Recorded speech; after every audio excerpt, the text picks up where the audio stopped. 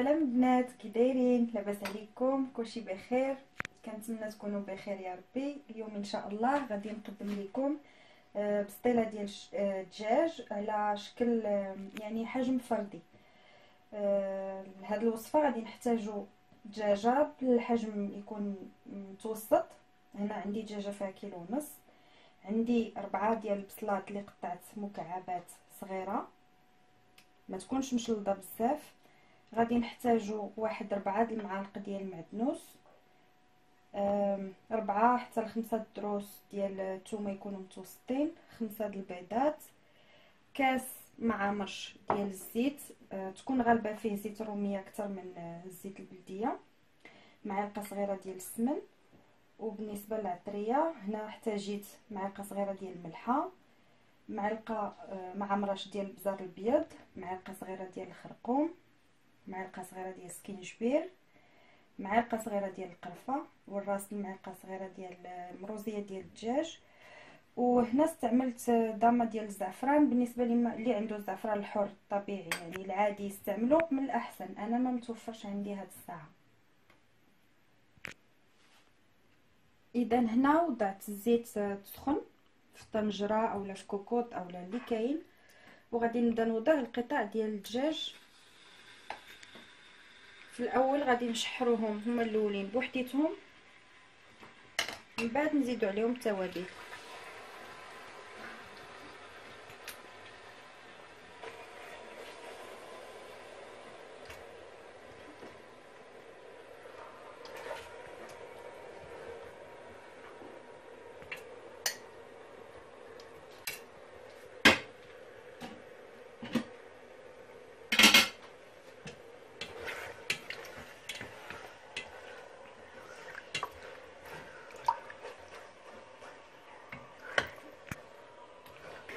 اذا البنات ملي بدا الدجاج ديالنا كيتشحر شويه، غادي نزيد واحد الكميه ديال البصله.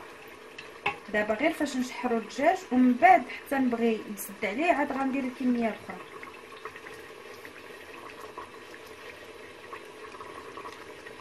بركه. كيف قلنا في الاول هنا درنا 4 ديال البصلات كبار.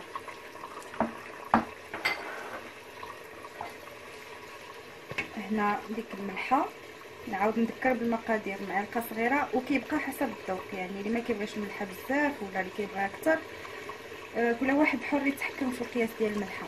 قلنا معلقه ديال السكينجبير، معلقه ديال الخرقوم، معلقه مع مرش ديال البزار، معلقه ديال القرفه، ومروزيه ديال الدجاج.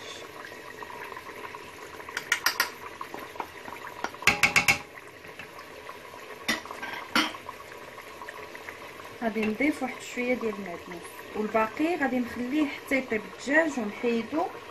ومنين نضيف البيض نضيف البيض عاد غادي نستعمل ما تبقى لينا من المعدنوس.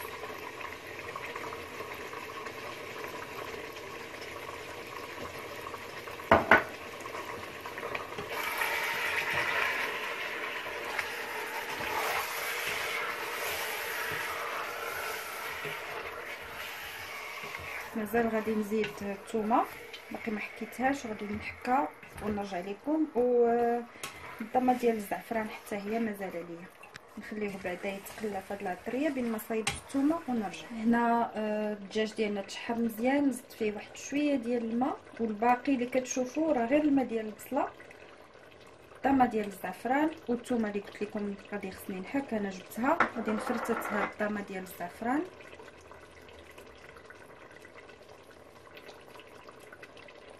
والثومه حتى هي غادي نضيفها.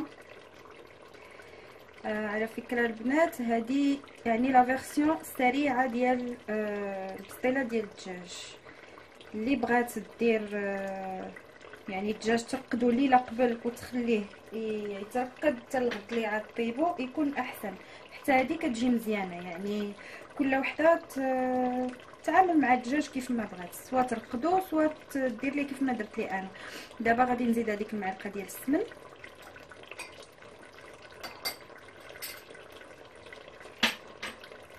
وغادي نضيف البصله اللي بقات.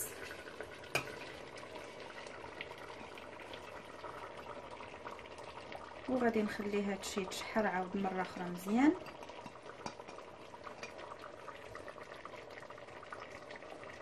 ونرجع لكم. اذا البنات بعد ما تشحر لينا الدجاج ديالنا مزيان دابا غادي نضيف واحد الكاس ديال الماء ما يكونش عامر. الجهد ديال الماء غير فاش يطيب لينا الدجاج، لان من بعد غادي نحتاجوا واحد المرقه اللي تكون عاقده اللي غادي نخلطوها بالبيض، وخاص فريمون يكون البيض ناشف في الاخر باش ما يفزقش لنا الورقه ديال البسطيله، فهذا راه كافي.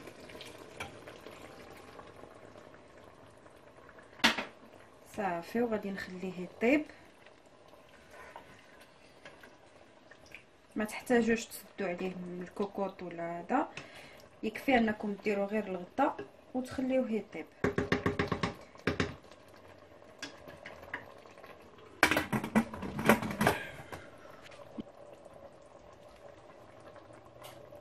صافي البنات دابا غادي نسد على الدجاج حتى يطيب مزيان وغادي نرجع معكم.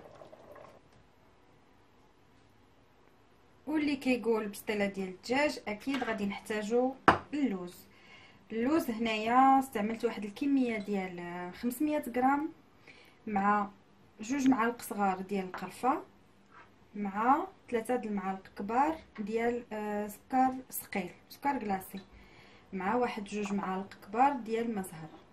بالنسبه للورقه قبيله نسيت ما صورتهاش لكم، انا غادي نستعمل هاد الورقه هذه اللي كتكون مجمده اللي كتباع في المحلات.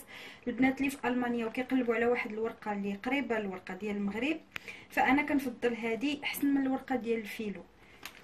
هي هذه راها كتكون في احجام مختلفه، غتلقاوها في المحلات الاسيويه اولا عند المحلات اللي كيبيعوا عند المغاربه ديالنا اللي كيبيعوا المواد الغذائيه اللي جايه من المغرب.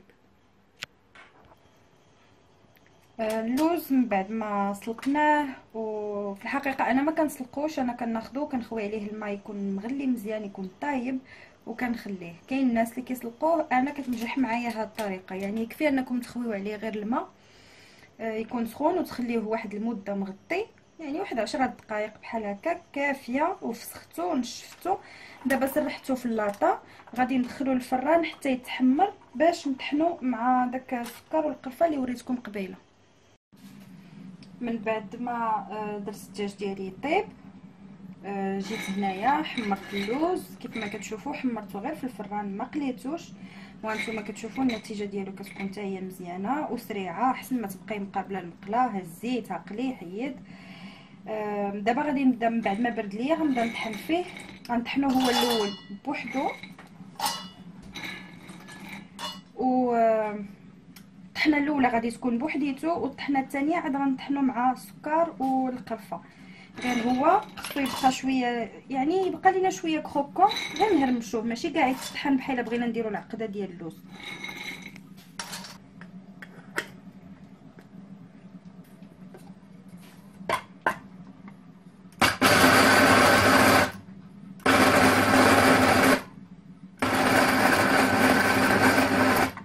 من بعد ما طاب الدجاج دابا غادي نصفيه، غادي نهزو نحطو بوحدو هنا في شي طبسيله ولا في شي حاجه، باش غادي نعاود نشعل على المريقه تشحر ليا مزيان ونبدا نضيف لها البيض.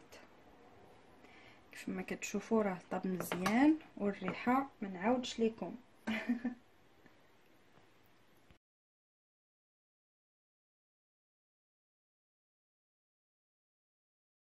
البنات كيسحبني كنصور ولكن لقيت الكاميرا طفات. المهم ما فاتكمش بزاف، هنا راه غير هذيك القرفه اللي كانت، دوك 3 المعالق ديال القرفه هما اللي زدتهم هنا على اللوز. كيف ما كتشوفوا راه طحنتو الطحنه الاولى هرمشتو، ودابا غادي نزيد سكر كلاصي.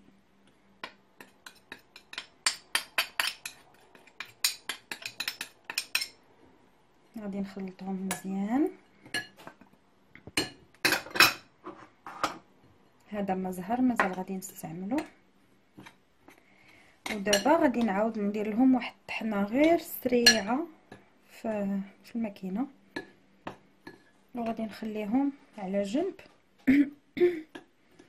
حتى نحتاجهم.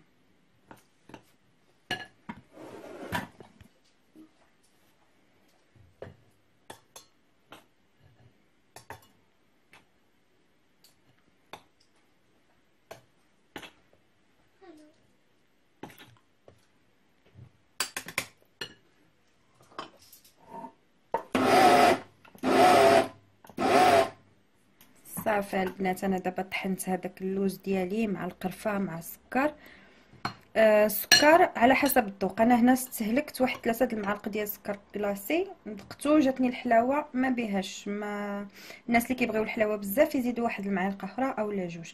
وهنا غندير دوك 2 معالق كبار ديال الزهر ما زهر.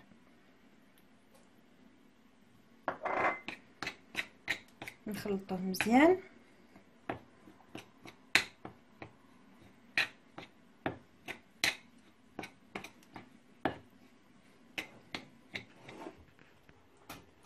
هذه المرقه دابا اللي بقات لينا من بعد ما هزينا منها الدجاج. هانتوما كتشوفوا نجبد عليها شويه البوطه. هزيت منها 2 ديال المغرفات ودرتهم هنا في هذه المقله. هذه المقله هذه غادي نزيد فيها واحد المعلقه ديال سنيده، ها هي، باش كنعسلو هاد البصله هذه اللي غادي من بعد ملي تعسل لينا مزيان غنهزو هاد لاصوص وغادي نخلطوها مع اللحم. وهنا ملي تبدا تغلي لينا المرقه خليها تغلى واحد شويه، نحركو هذه.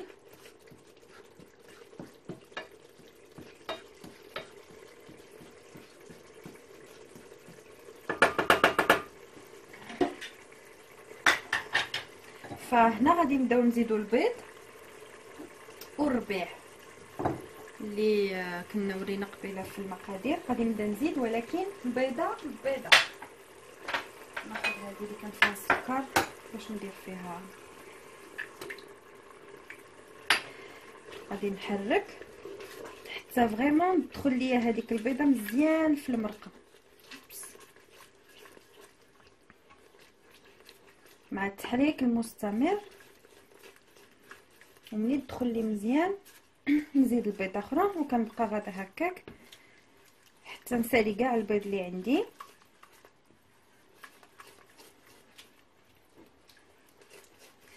خاص هذا الخليط هذا ديال البيض والمرقه وهذاك المعدنوس انا نزيدو حتى هو. كنا خدينا منه غير واحد شويه، قلنا 4 المعالق ديال المعدنوس مقطعين رقاق. خزينا منه واحد شويه قبيله باش طيبنا الدجاج، والباقي انا غادي نضيفو دابا.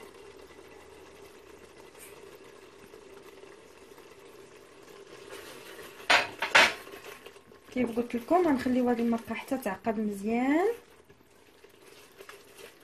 وتبرد، عاد نشرعوه في التصواب ديال البسطيله. دابا غنزيد البيضه الثانيه نفس الشيء، غنبقى نحرك حتى تدخل ليا مزيان مزيان في الخليط في المرق. في نفس الوقت راه البصله ديالي الاخرى راها كتعسل. نجيب شي حاجه اخرى باش نحركها.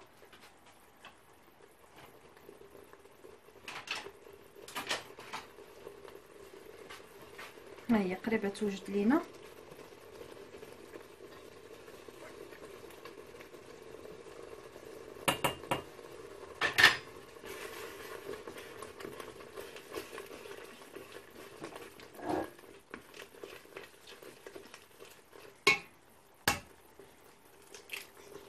البيضه الثالثه وغنبقى مستمره على هاد الحال حتى نسالي كيف قلنا كاع البيض اللي عندنا.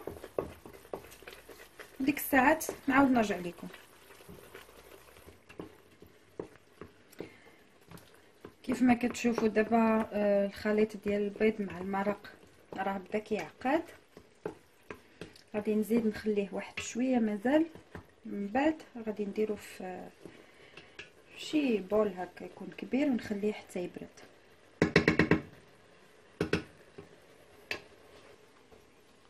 هنا غادي نبدا نقطع في اللحم. ردوا بالكم لا يكون سخون، كنستعمل هنا واحد الفورشيط. غنبقى على هذه العمليه حتى نقطع كاع اللحم اللي طاب، وغنزيد عليه هذاك المرق اللي عسلنا قبيله بديك المعلقه ديال سنيده، وغادي نحطوه حتى هو على جنب حتى يوجدوا لي العناصر اللي باقيه. اذا البنات الدجاج ديالنا ها هو قطعناه. الخلطه ديال البيض والمرق حتى هي واجده، اللوز واجد. بقات هاد المريقه هذه اللي كنا عسلنا بهذيك المعلقه كبيره ديال سنيده، انا غنزيدها هنا.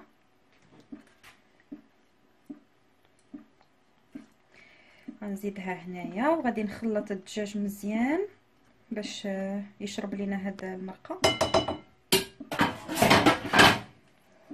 بغيتي نجيب شي حاجه اخرى. نخلطو مزيان.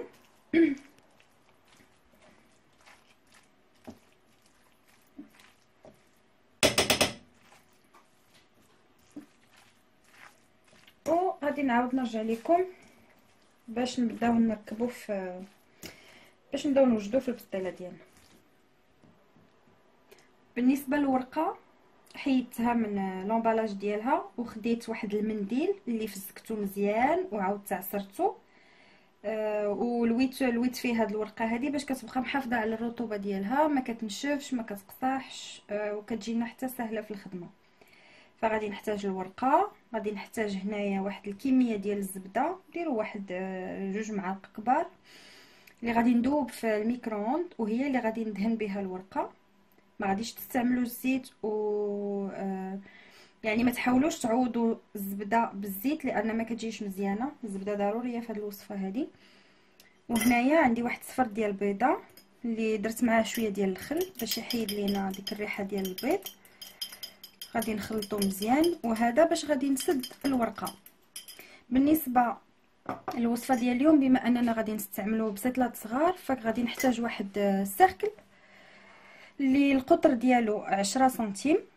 وبالنسبه اللي بغات تخرج لها شويه كبر فبامكانك تستعملي واحد فزليفه هكا صغيره، اولا ميم ديك الغلاقه ديال القرعه النوتيلا الكبيره، بالحق تكون كبيره حتى هي كتصلح كتجي مزيانه فايت اللي جربتها. فهذا كيبقى اختياركم نتوما. وبطبيعه الحال نفس الوصفه بامكانكم تستعملوها في بسطيله يعني تكون جماعيه، بسطيله تكون كبيره. انا حبيت هذه المره انني نستعمل اولا انني نقدمها على شكل بسطيلات فرديين. هنا غادي نبدا نفرق في الورقات، غنوجد هكا واحد الكميه. مهم في كل بسطيله غادي نحتاجو 2 ديال الورقات. غادي نوجد واحد الكميه نفرقها باش نربح الوقت. ها نتوما كتشوفوا مني درتهم في هذاك المنديل الفازك، واللي بيان سور كي قلت لكم يكون معصر مزيان فكيتفرقوا بسهوله، وكتكون الورقه رطبه ما قاصحه من حتى جهه. شحال هذا ما كنتش كعارفه هاد الطريقه هذه، كانت كتقصح ليا وكنت نضطر انني نستعمل واحد الكميه كبيره ديال الزبده. في الاخر كتجي البسطيله ميدمه بزاف، ولكن بهذه الطريقه كونوا اكيدين الورقه غتفرق لكم بسهوله وغتكون الخدمه ديالها سهله. فغادي نستمر بهذه العمليه هذه ونتلاقاو دابا. غنبدا في المونتاج ديال المونطي البسطيله. هنا غنستعملهم بجوج. دابا بديت لكم بزلافه اللي ما عندوش هذيك لو سيركل نستعملوا زلافه هي الاولى، واللي بغى يستعمل سيركل نستعملو حتى هو. اذا البنات البسطيله الاولى غادي نديرها في هاد الزليفه هذه. انا كتبان لكم شويه هنا ميدمه، راه ديجا جربت واحد البسطيله. والبسطيله الثانيه غادي نديروها بهذا، وانتم لكم الاختيار. هذه عندي فيها في القطر ديالها 14 سنتيم وهذه 10 سنتيم، يعني الاختلاف كيبقى غير في الحجم ديال البسطيله اللي بغيتو نتوما تكون عندكم تحصلوا عليها زعما في الاخير. دابا هنا غادي نوضع الورقه الاولى، ها هي غادي نلبسها مزيان الزلافه بحال هكذا. غادي نجي هنا، ها هي الزبده اللي وريتكم قبيله اللي ذوبتها في الميكرووند. غندهن الورقه مزيان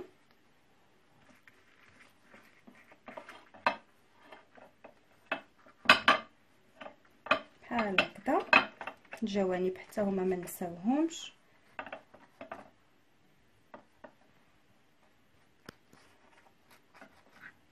باش ما تقصحش لينا في الفران. من بعد غادي نجي ونزيد ورقه واحده اخرى باش نتفاداو ان البسطيله تقدر تتقاب او ترتق بحال هكذا. حتى هي غادي ندهنها نفس الطريقه.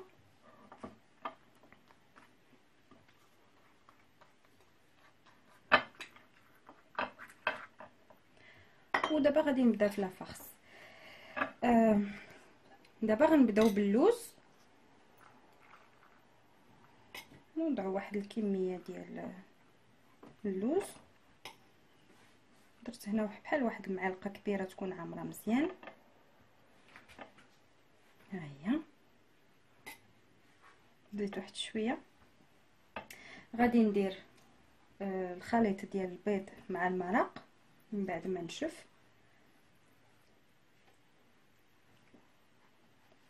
غنغطيو به هذاك الخليط ديال اللوز اللي طحنا قبيله بالقرفه وبالسكر، ومني تطحن زدنا عليه ما زهر. ودابا اخر مرحله هي الدجاج،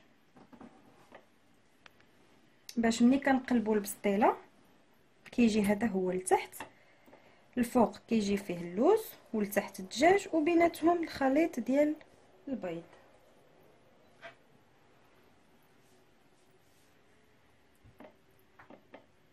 صافيها عمرات. نزيد واحد شويه هنا. دابا غادي نبدا نسد فيها. نغسل يديا.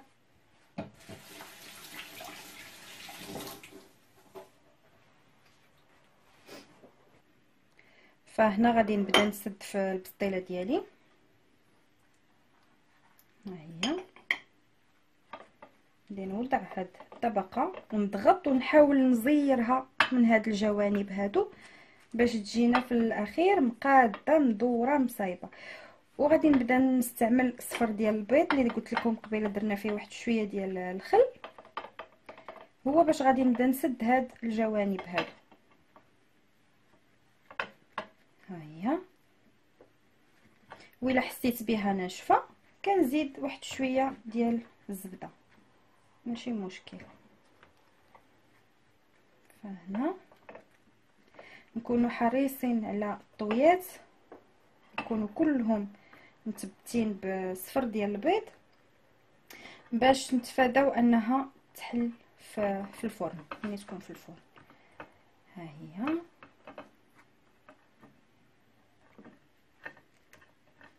بقات لنا هذه. نزيد واحد شويه ديال الزبده. هنا حسيت بها واحد شويه ناشفه.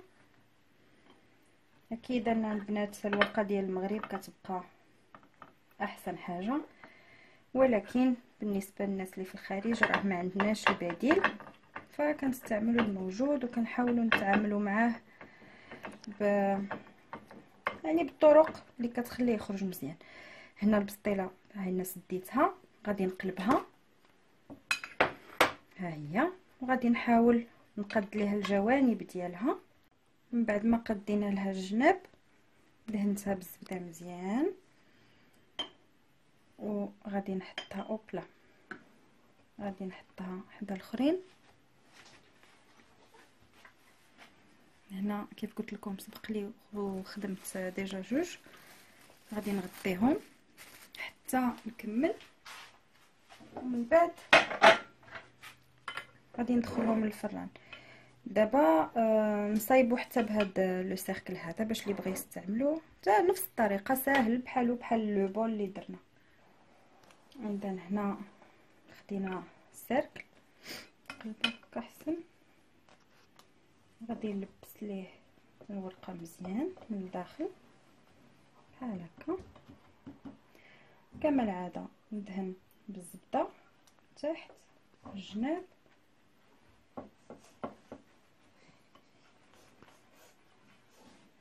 نعاود هنا غادي ندهنها بالزبده كامله من بعد ما لبست ليها لبسنا الجوانب ديالها مزيان مع السيركل. ها هما نخليو شويه هنا الورقه ندخلوها. غادي نزيد الورقه الاخرى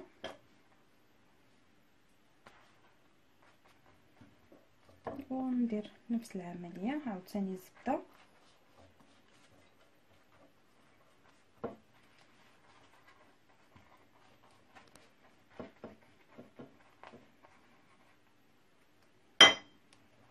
وغنبدا في التعمار كما العاده. اللوز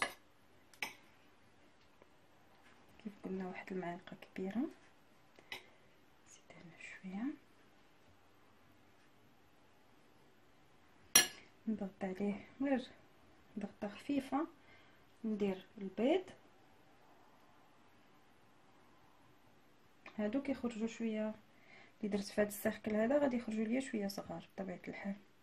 كيف قلنا القطر ديالو 10 سنتيم.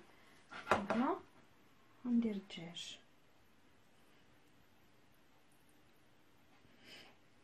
بالنسبه لهاد البسطيلات الصغار ممكن تستعملوهم اولا تقدموهم كطبق رئيسي، كيف ما يمكن لكم تقدموهم مقبلات، كيجيو رائعين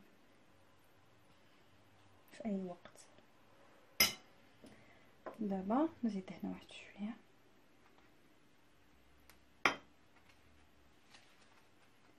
غادي نبدا نجمع فيها، وكيف قلنا نسدو باصفر البيضه.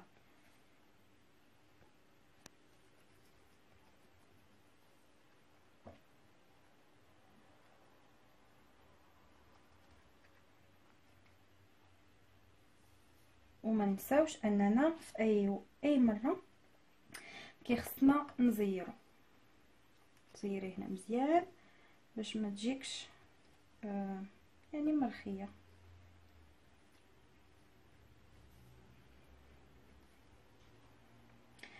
هاد الورقه هذه اللي بقات يا اما تقطعيها يا اما ممكن نقصوها شويه بالمقص، كنظن يكون احسن.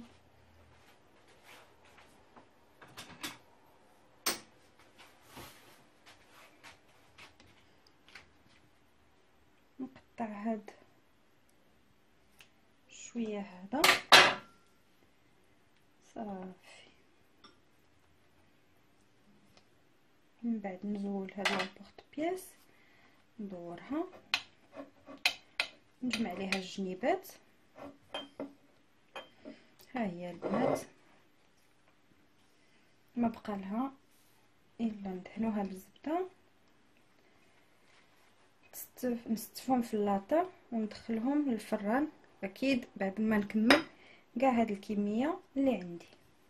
نتلاقاو من بعد.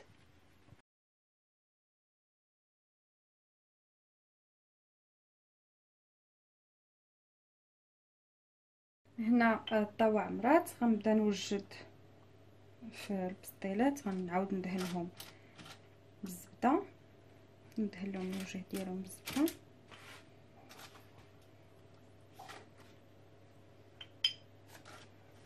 وندخلهم يطيبوا في الفران على درجه حراره 180 من 20 حتى ل 25 دقيقه، ونتلقاو من بعد.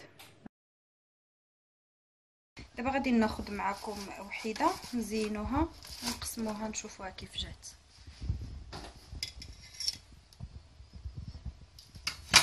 نبدا التزيين، غنزينو بطريقه تقليديه عاديه اللي كنعرفو من زمان، وهي سكر ثقيل والقرفه. نجيب هنا شويه ديال السكر درتو في هاد الصفايه بحال هكا،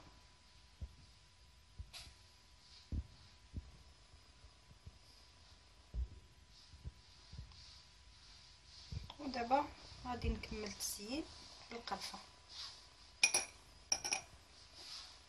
انا تشهيت نزينهم بالطريقه التقليديه كيف قلت لكم. نتوما لكم الاختيار، ممكن ديروا تستعملوا طوابع على شكل وريضات قليبات، اولا ديروا لهم كيف درت لهم انا.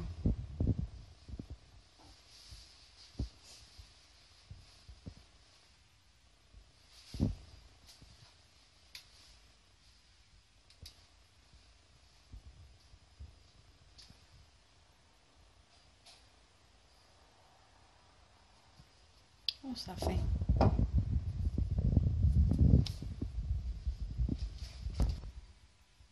هنا غادي نقطعها باش نشوفوها كيفاش جات من الوسط.